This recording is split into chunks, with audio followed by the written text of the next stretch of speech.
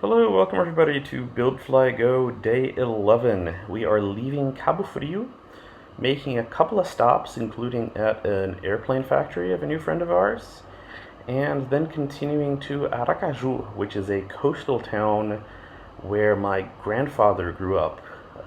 We wanted to stop and see what the town was like, and there's a nice big airport there, so it was an easy stop for us. It's a pretty long day. I believe this was total maybe 5 or 6 hours of flying.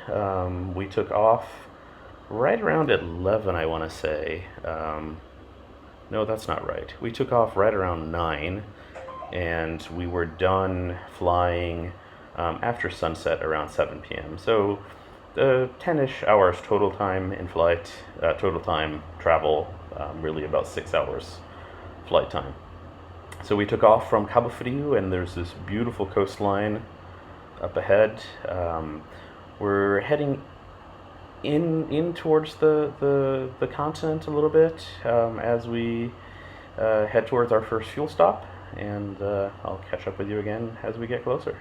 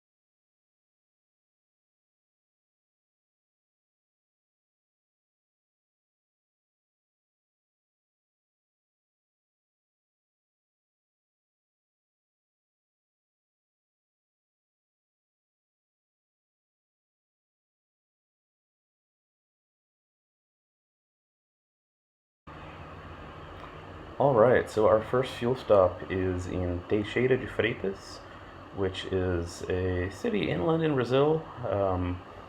I hadn't been to it before. It's supposedly a nice, big, long runway, but doesn't have a lot of traffic.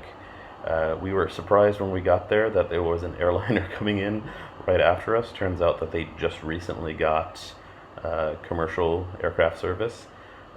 So they asked us to just like, it's a fairly small ramp, and they said we won't both fit unless we get put in the corner kind of thing, and we were fine. Um, but this is just gorgeous. Look at this landscape, like all of the greens, the different shades of green. That's been stunning us throughout the entire trip, like how green everything is and how pretty it is. Um, Lots of tree farms. We were surprised to see all of these tree farms as well. But this was pretty simple. We've been talking to ATC the entire time on this trip. Center, interestingly, doesn't want to talk to you. You talk to approach transfers you to center and says monitor center on blah blah blah. And if you call center, they say, yep, thanks for calling. Please only call us in emergencies, which is just bizarre, right? Very different from the U.S. Um, but and then you arrive at the smaller airports, and they all share a CTAF frequency, so all of the airports, unless they have a tower or a radio at the area, use 1, 2, 3, 4, 5 fingers as the CTAF frequency, which is pretty different for us, but it seems to work. Um, so we're coming up on the airport, which uh, is on the chart, and it's all good. We have information on it, but we're up on like 3 miles from the airport, and we can't see it, right? And there's sort of a ravine at the end, and we're just like, where is this airport? And it was very nicely hidden by a row of trees. So we eventually found it. Very nice, very long runway. I floated down most of it, but yeah, you can see me float down the runway. It was pretty windy above, and then right as we hit the tree line, the wind disappears. Um, so there's a little twin there, and then we're stopping for some fuel. And to our far right, yep, some airport officials come by to greet us. And at this point, we're pretty surprised that there are airport officials, but it is what it is. And we go inside and we have a snack. There was a snack bar. We had a sandwich, some juice, and grabbed a couple bottles of water, and then filed our flight plan for our next stop. We managed to leave before their commercial traffic, their airliner showed up, which was good. So we're leaving for Montaer's airport, the airport that Montaer is based out of. They make a very nice Rotax-powered high-wing experimental aircraft that they are now. The owner Bruno is going to fly one of them to Sun and Fun this year, so he'll have a booth there.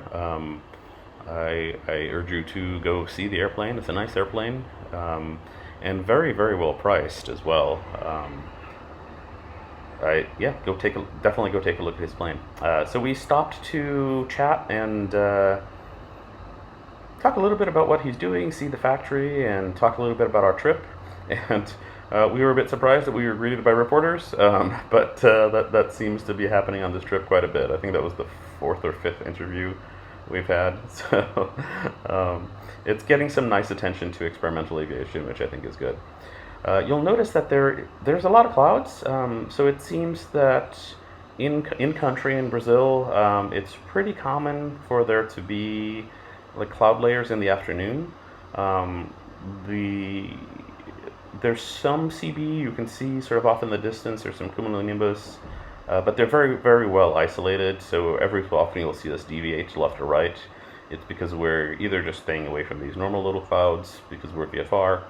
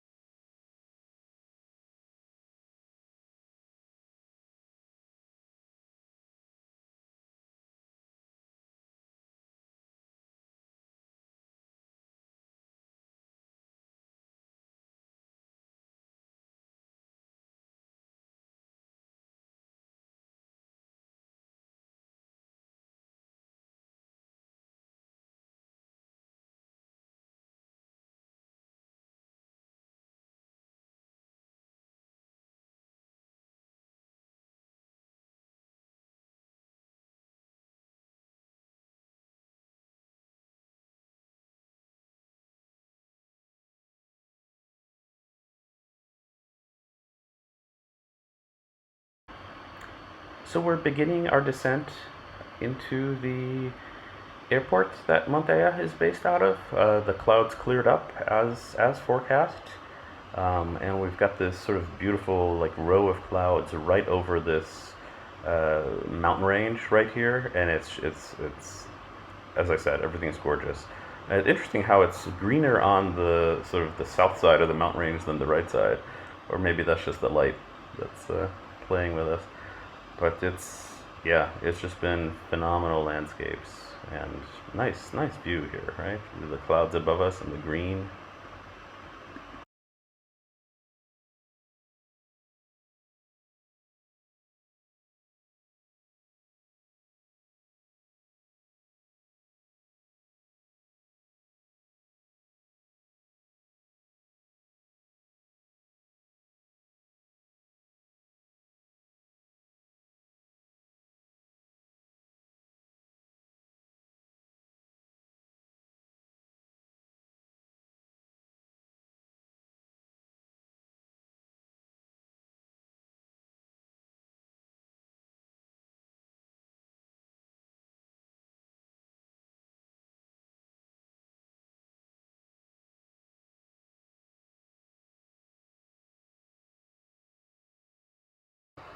a few light rain showers here and there, but they're very visible from the air, and we've generally been avoiding them unless we're getting close to an airport and we just need to get in or get in the pattern and things like that. But it hasn't been a big deal. Rain has really not, so far, been a problem. There's the airport just below us. Just getting in the pattern, left traffic for this one, and very, very long runway. We just taxied past 1,000 feet, and then we taxied back. He had sent me a message and said, "It's a little dirt road, just taxi down the dirt road." And we're going, okay. There were airplanes on the end of the dirt road. So we did, and yep, as I said, we're met by another film crew, and we toured the factory and chatted for a little bit, and then unfortunately had to get going to Aracaju, which is our final stop.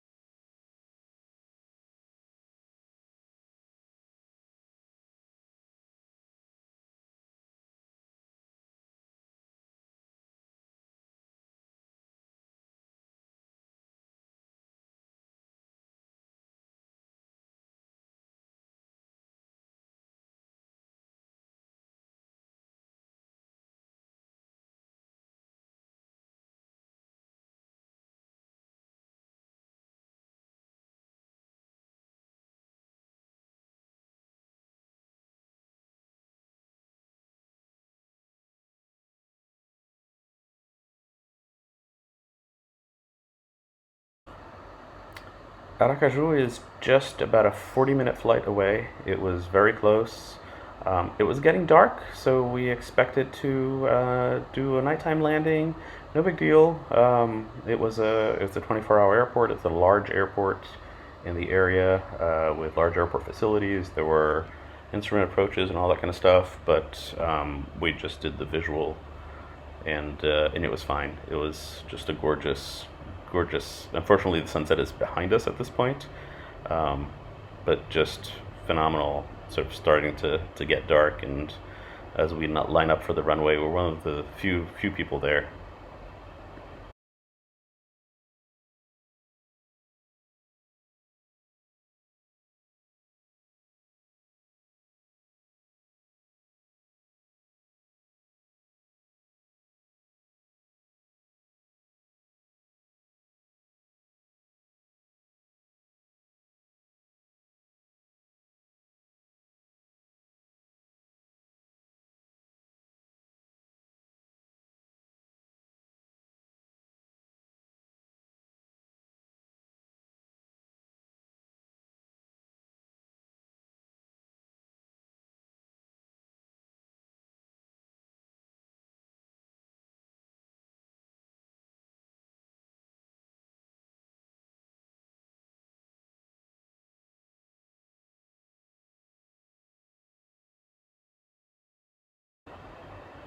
So that's it for today.